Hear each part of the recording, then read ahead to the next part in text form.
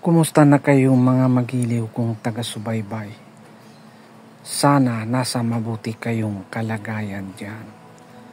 Ang pinakatampok ng ating kwento ngayon ay hango sa totoong buhay ni Tandang Hiron na naninirahan sa Bilya Ondayon, Agusan del Sur. Ang kwentong ito ay isinalaysay o ikinukwento sa akin ng aking lolo Ingo. Sos, apo ko, pumarinig ka.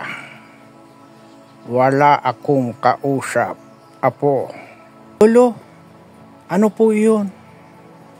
Halika, apo. Meron akong ikukwento sa iyo. Ang pangyayaring ito ay nangyari sa totoong buhay noong ako'y bata-bata pa. Apo, patungkol ito sa isang agimat ng matandang aswang na kung saan marami ang nagkaka-interes sa agimat na ito. Sige lolo, gustong-gusto ko yung mapakinggan. Ganito nag-umpisa ang kwento. Noong ako'y 15 taong gulang, meron kaming kapitbahay noon na isang matandang aswang. Ang matandang aswang ay kinatatakutan sa aming baryo. Subalit ni isang kapitbahay ay walang pinaslang ang aswang na ito. Kung tawagin siya ay si Tandang Hiron. Ganito nag-umpisa ang kanyang kwento. Si Tandang Hiron ay isang napakabait na kapitbahay. Subalit lingid sa kaalaman ng mga kapitbahay noon ay isa pala siyang aswang. Hindi nalalaman ng mga kapitbahay na siya pala ay aswang dahil hindi naman siya bumibiktima ng tao sa kanilang baryo. Dumadayo pa siya kung saang-saang lugar para makapagbiktima ng mga tao. Ganon lang ang ginagawa ng matandang aswang sa bayan. Ang lolo Ingo ko naman noon, kapitbahay nila, si Tandang Hiron. Hindi natatakot ang aking lolo. Lagi siyang pumupunta sa kanila, Tandang Hiron. Napakaraming punong prutas sa bahay ni Tandang Hiron.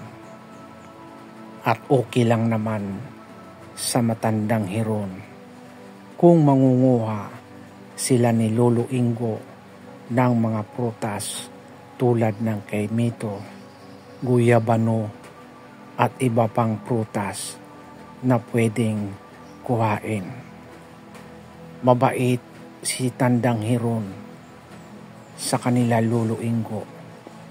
Isang araw, napansin ni Lolo Ingo ang mga punong prutas na mumutik-tik sa bunga, hitik sa bunga, at marami ng mga hinog ang mga puno ng prutas na nakatanim sa paligid ng bahay ni Tandang Hiron. Kaya naisip ni Lolo Ingo na manguha ng mga bungang prutas. Napakadaming prutas tulad ng kay Mito, Kuya Bano, Langka. Ang lahat ng mga yan ay hindi na pinapansin ng matandang Hiron. Subalit bago umakyat ang aking Lolo Ingo sa mga puno ng prutas, kinatok muna niya ang bahay ni Tandang Hiron. Lolo Hiron! Lolo Hiron! Nandyan ka ba? Lolo Hiron! Nandyan ka ba sa bahay nyo?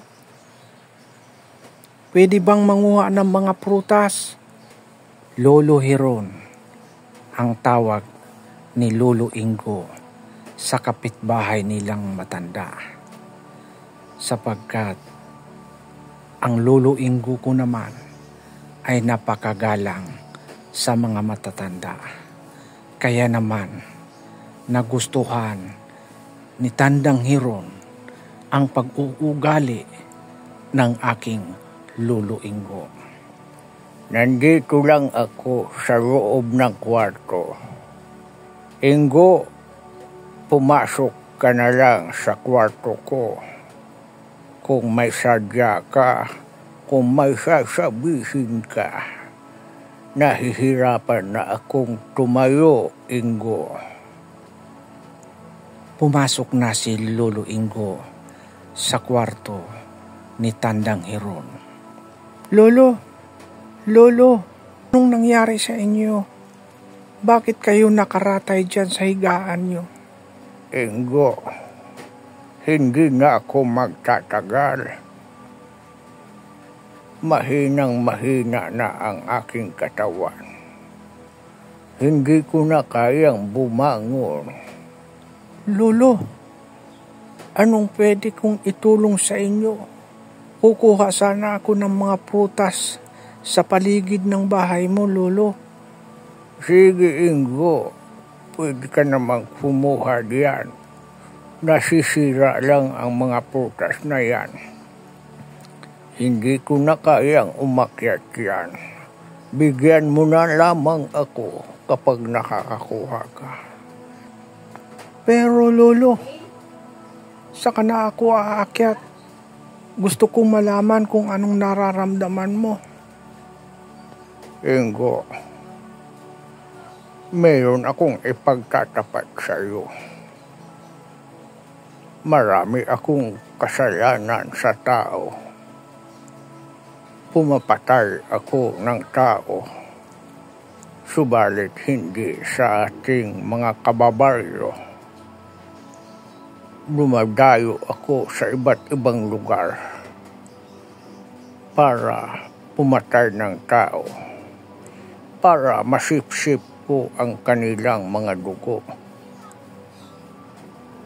Ingo, ako ay isang aswang. Biglang nahintakutan si Lolo Ingo sa mga narinig niya galing kay Tandang Hiron. Hindi niya inaakala na ang isang matandang kaibigan niya na ginagalang bilang lolo ay isa palang aswang. Dumistansya ng kaunti si Lolo Ingo dahil sa kanyang narinig na isa palang aswang ang kanilang kapitbahay. Ingo, huwag kang matakot sa akin. Hindi kita aanuhin o gagalawin. Ni isang kapitbahay natin, ni isang kababaryo natin, ay wala akong ginalaw. Sa ibang lugar ako pumapaslang ng mga tao. Mahinang-mahina na ako, Ingo. Ang pinoproblema ko ay hindi ako mamatay-matay. dahil sa taglay kong agimat. Bukod sa aking pagkaaswang, ay meron pa akong taglay na agimat. Kung isa lang akong aswang, matagal na akong namatay. Subalit, ang pinoproblema ko ang isa kong agimat. Hindi ito pangkaraniwang agimat. Nakuha ko ito sa isang saging tindok. Ang saging tindok ay merong mutya. Yan ang nakuha kong agimat. Ang betod ng mutya ng saging tindok ay magbibigay sa iyo ng isang di pangkaraniwang lakas at hindi ka pa nakikita kung gustuhin mo mang hindi makita. Ingo, alam ko sa aking sarili, maraming nagnanais na makuha ang aking agimat. Maraming mga taong may orasyon, may taglay na galing, maging ang mamamarang na tao ay gusto nilang makuha ang aking agimat. Pero Ingo, gusto kong ibigay sa iyo ang agimat ko. Lolo, baka naman maging aswang din ako. Hindi, Ingo. Ang ibibigay ko sa iyo ay agimat lang, hindi ang pagkaaswang. Sapagkat kapag ka tinanggal o nakuha na ang agimat na iyon, ay tiyak mamamatay na rin ako. Subalit ang agimat na ito ay pwede kong ilipat sa iyo kapag hating gabi na. Alas 12 ng hating gabi, Ingo, kailangan mong pumunta rito sa aking bahay para ibigay ko ang agimat sa iyo. Nais ko nang mamamahinga. Pagod na ako, Ingo. Kailangan ko nang mamatay dahil sa taglay kong agimat. Hindi ako mamamatay-matay. Maawa ka, Ingo. Sige, Lolo. Babalik ako mamayang hating gabi. Ingo, tandaan mo ito. Sa oras na maibigay ko sa iyo ang agimat o mutya ng saging tindok, ay kailangan balutin mo kaagad ng telang itim. Kahit damit na itim ay pwede na. Bakit, Lolo? Dahil sa oras na mapapasayo na ang agimat na yun, maraming espiritu na aagaw sa iyong agimat.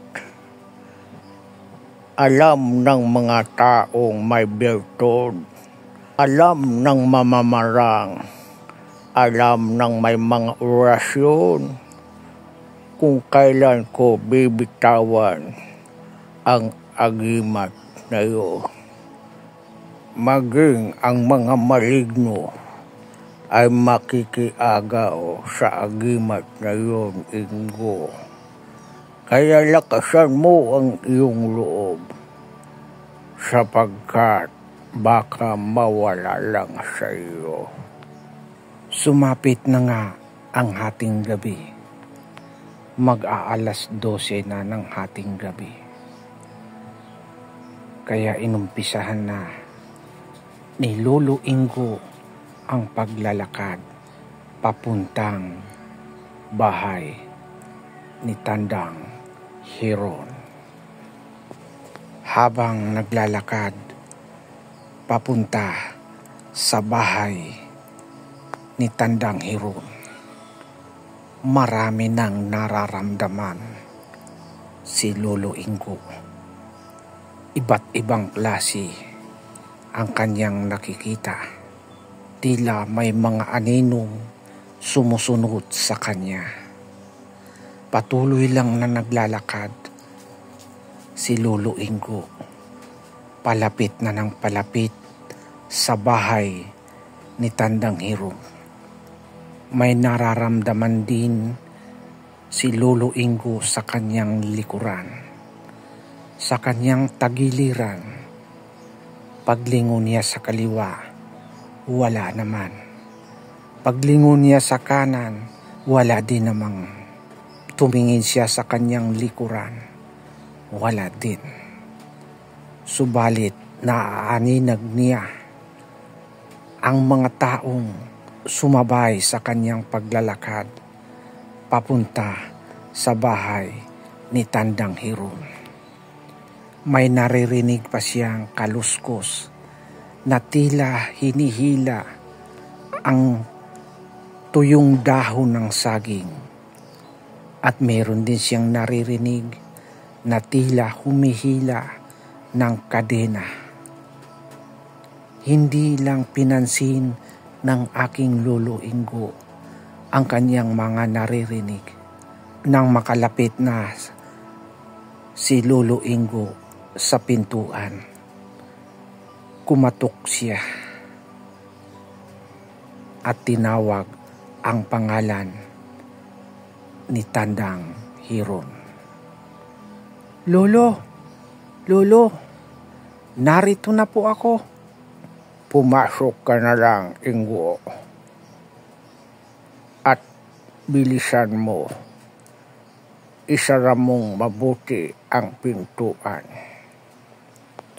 Nakapasok na nga si Lolo Ingo sa loob ng bahay ng matandang Hiron.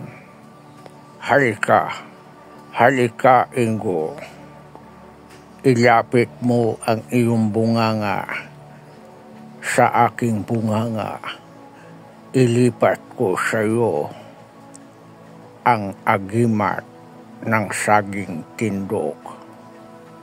Nagdadalawang isip ang aking Lolo Ingo dahil sa alam niya hindi na nagtututbrush ang matandang Hiron.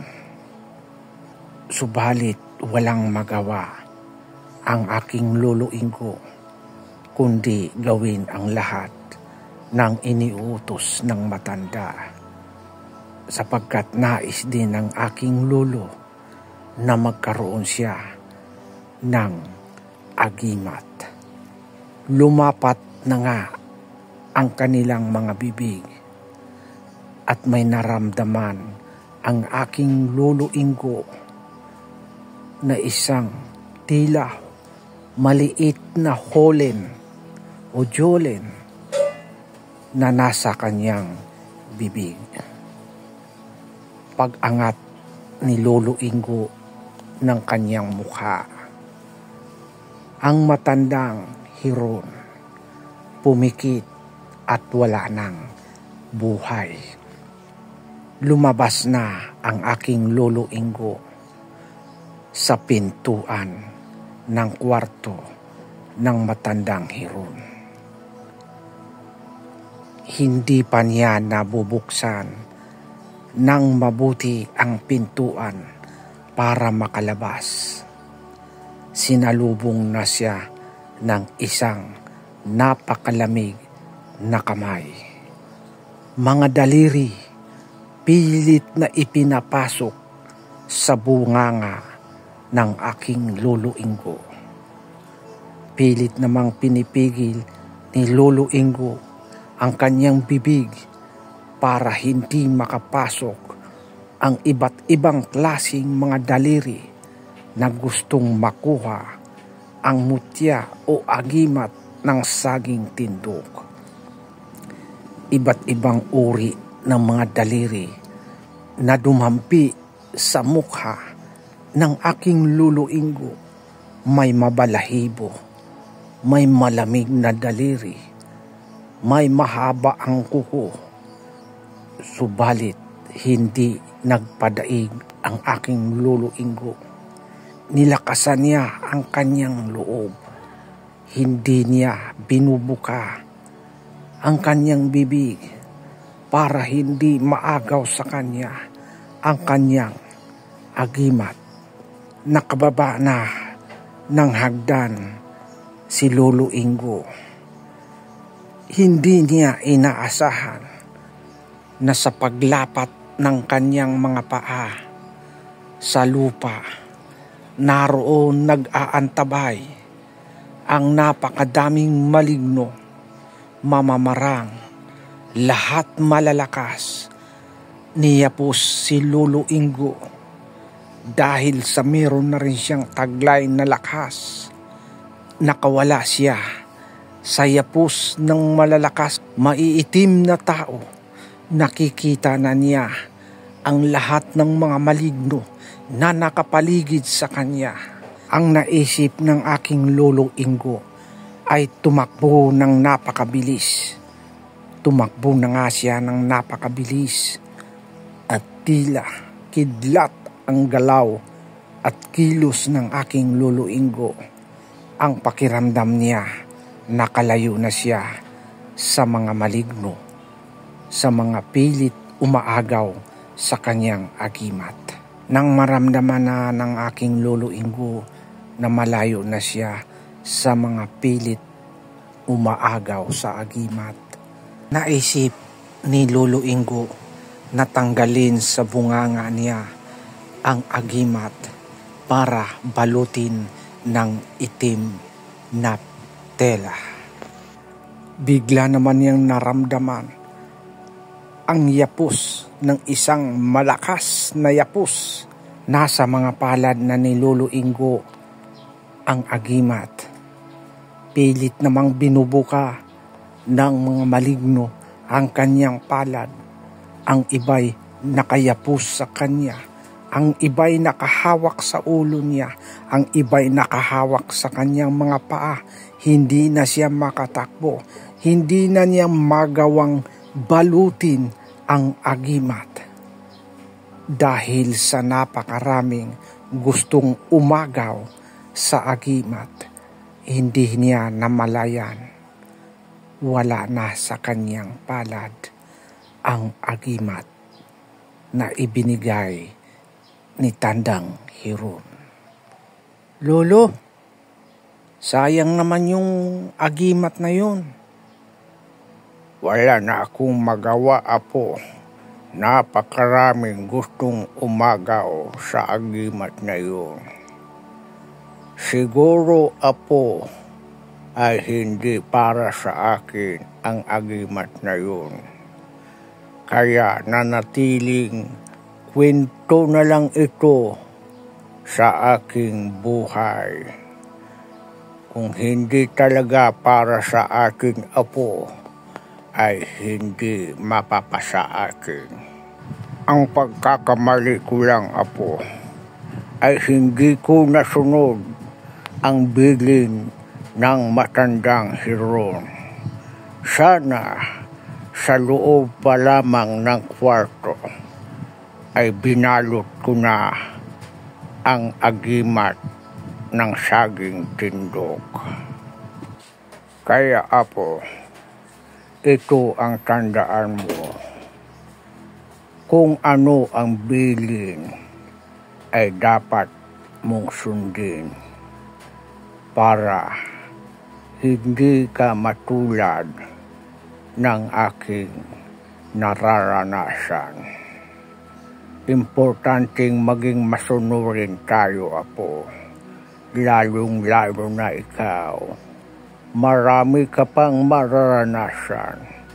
Sumunod ka sa iyong mga magulang kung anong bilin siya mong tandaan at huwag mong kalimutan. Opo, Lolo.